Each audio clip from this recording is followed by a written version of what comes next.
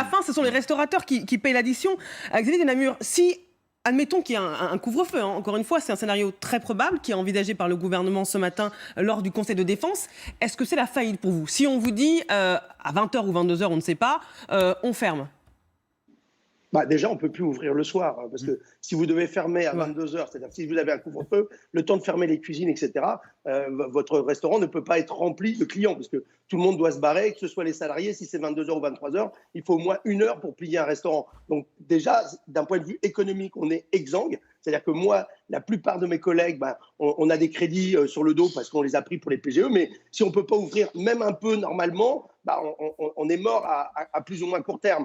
L'idée derrière, c'est finalement d'empêcher les interactions entre les gens. Je l'ai bien compris. Sauf que les gens, ils vont se retrouver où? Ils vont faire des commandes sur Deliveroo, Uber Eats, hein, des gens qui payent très mal les sortes d'auto-entrepreneurs. Ils vont se faire livrer chez eux, ils vont rester chez eux. Alors, ils vont devoir faire peut-être hôtel parce qu'ils ne pourront plus sortir de chez eux, mais ils resteront toujours dans cette interactivité entre personnes de même famille, entre collègues de travail, alors que nous avons mis en place, et c'est en place avec la demande du gouvernement, des mesures très strictes qui fait que, à part effectivement des gens qui sont à la même table, qui peuvent se contaminer, mais normalement, ils ne sont pas plus de 6 et ils doivent être de la même famille. Moi, j'ai même une famille qui m'a demandé, elle dit, on a 5 enfants, on ne peut pas venir. Alors je dis, il faudrait m'écrire un truc, avoir une dérogation, parce que vous avez 5 enfants, prouvez-moi que vous avez bien. Donc les 5 enfants, c'est les vôtres. Mais hier, j'avais une table de 9 d'une entreprise, ils ont fait 3 x 3. Donc, en fait, nous, on respecte strictement, nous, ce qu'on demande, c'est qu'on puisse rester ouvert et que s'il y en a qui ne respectent pas et que la police n'a pas les moyens, après 22h ou 23h,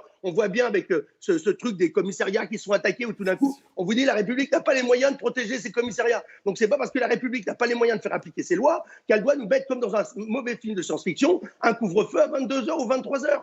Voilà, moi, ce que je dis, c'est qu'il faut de la liberté individuelle. Et qu'est-ce que, constitutionnellement, est-ce que c'est possible de faire un couvre-feu comme en état de guerre? C'est pas la guerre.